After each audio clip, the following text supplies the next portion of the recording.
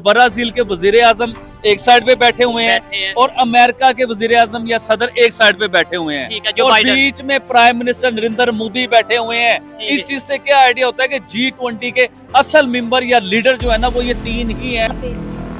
60s और 70s में मतलब हमें याद है कि हम मिडल ईस्ट को जो है ना हमारी PIA काफ़ी कामयाब थी और कोरिया के पायलट्स भी हम ट्रेन करते थे ना। 60s और 70s का पाकिस्तान अच्छा था इंडिया से, मतलब हम रिसेंटली सेपरेट हुए थे, उस टाइम पे हमारा माइंडसेट भी थोड़ा बहुत ठीक था। उसके बाद जनरल ज़िया साहब आए तो रिलीजियस एक्सट्रीमाइजेशन हुई, हमारा सिलेबस बदला गया, इंडिया के ख़िलाफ़ हेट्रेड क्रिएट की गई, स्पेशली जब बंगाल अलहदा हुआ तो उसके बाद पाकिस्तान का बेड़ा गर्क हो गया। जब से हमने मुजाहिदीन क्रिएट किए, सोवियत वार में हिस्सा लिया। देखें, जंगों में हिस्सा लेना और बात है, और जब आप पूरी कौम का माइंडसेट चेंज करते हैं ये एक और बात है। ठीक है, जैसे ही हमने मुजाहिदीन तैयार किए तो उसका हमारा क्या हुआ कि सोसाइटी रेडिकल हो गई, ये बना। तो पाकिस्तान अब तो बेड़ा गर्क हो चुका है। अब मुझे नहीं लगता कि जहाँ पे इंडिया है वहाँ पे पहुँच पाए। हमने परवेज़ मुशर्रफ का आमराना दौर देखा है, उसके अंदर इतनी घुटन नहीं थी, इतनी नाउमीदी नहीं थी, इतना अंधेरा नहीं था, नौजवान का मुस्तकबिल इतना गुमनाम नहीं था जितना आज के दौर। सबसे पहले तो मैं ये बताना चाहूंगा कि मोदी जी ने चाइना को गले से पकड़ लिया है, इसमें कोई शक नहीं है। वो किस तरह पकड़ा है मैं बताना चाहता हूं। अमेरिका ने एंडोर्स कर दिया है कि भारत को यूनाइटेड नेशन की सिक्योरिटी काउंसिल में सीट का हक बनता है, और साथ ही जिसने खुशी का इजहार किया है वो तुर्की के तैयब अर्दगान है। उन्होंने कहा कि अगर भारत अगर जाता है, भारत को यूनाइटेड नेशन सिक्योरिटी काउंसिल में अगर जगह मिलती है तो this will be a matter of pride for the developing countries. मैं इन सब चीजों के ऊपर मैं खुश हूं कि ये सारी चीजें leadership ultimately came to South Asia, came to Bharat, और Modi ji has done a wonderful job. मैं जिस तरह कहता हूं। जय हिंद दोस्तों, वापस आ गए फिर से एक इम्पोर्टेंट टॉपिक के ऊपर डिस्कस करने के लिए।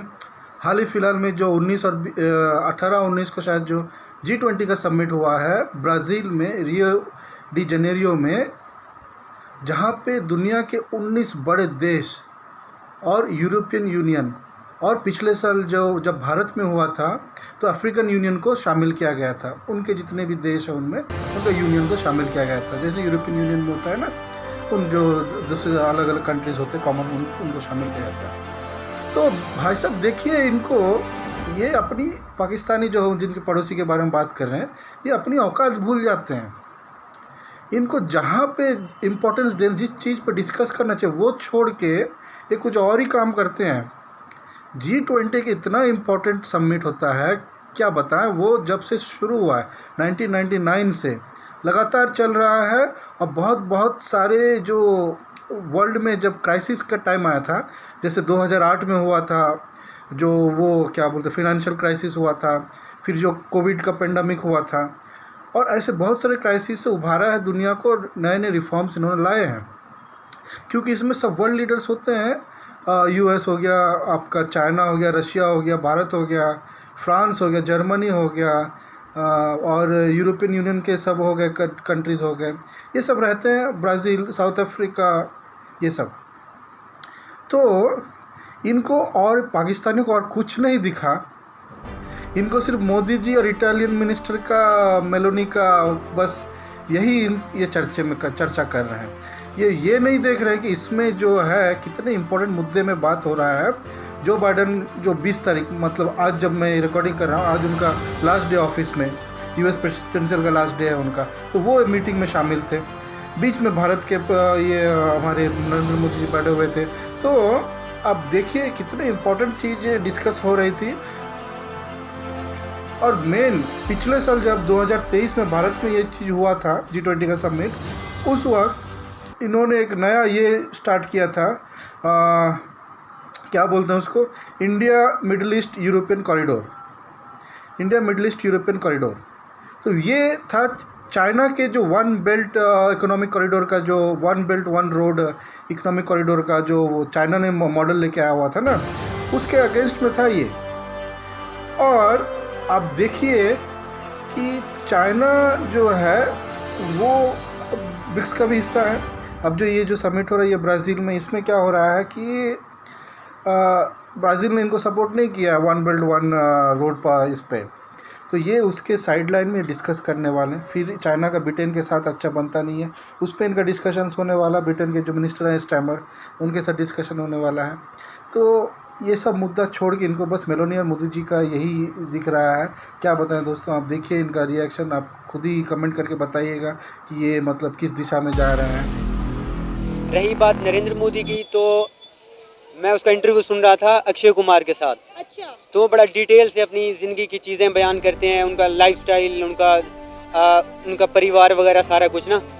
तो एक तो मतलब वो हैं अकेले, एक साइड पे इंडिया है और दूसरी साइड पे नरेंद्र मोदी है। और सबसे बड़ी बात बताऊंगा कि उन्होंने जो ग्लोबल साउथ का एक नारा लगाया है, जो ग्लोबल साउथ की इकोनॉमिक जरूरतों का उन्होंने जो नारा लगाया है, इट्स अ वंडरफुल थिंग। और मोदी जी का एक ख्वाब है, मैं समझता हूँ कि he will be remembered for the centuries. मैं तो एज ए पाकिस्तान यही कहूंगा कि मैच पाकिस्तान में हो, मैं तो ये कहूंगा। लेकिन साथ ये साहब फिर इधर ये भी सुन लो, हाँ। ये भी कोई पाकिस्तानी होगा जो सच बताएगा आपको।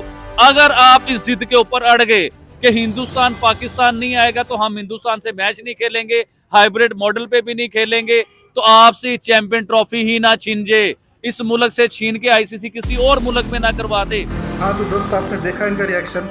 तो ये लोग, ये पाकिस्तान इतना बौखला इसलिए है, ना तो ये क्वाड का मेंबर है, ना ये G7 के मेंबर है, ना G20 के मेंबर है, ना ही जितने बड़े बड़े जो ऑर्गेनाइजेशन, ये सिर्फ जो इनका इस्लामिक ऑर्गेनाइजेशन है OIC, उनका बस ये मेंबर। उसमें भी आपने देख लिया पिछले हफ्ते जब इनके जो प्राइम मिनिस्टर नवाज शहबाज शरीफ को पीछे के लाइन में खड़ा कर दिया गया था, और मालदीव्स के जो प्रेसिडेंट है उनको बगल में खड़ा किया था सलमान बिन ने, है ना। तो ये रहेगी इनकी औकात।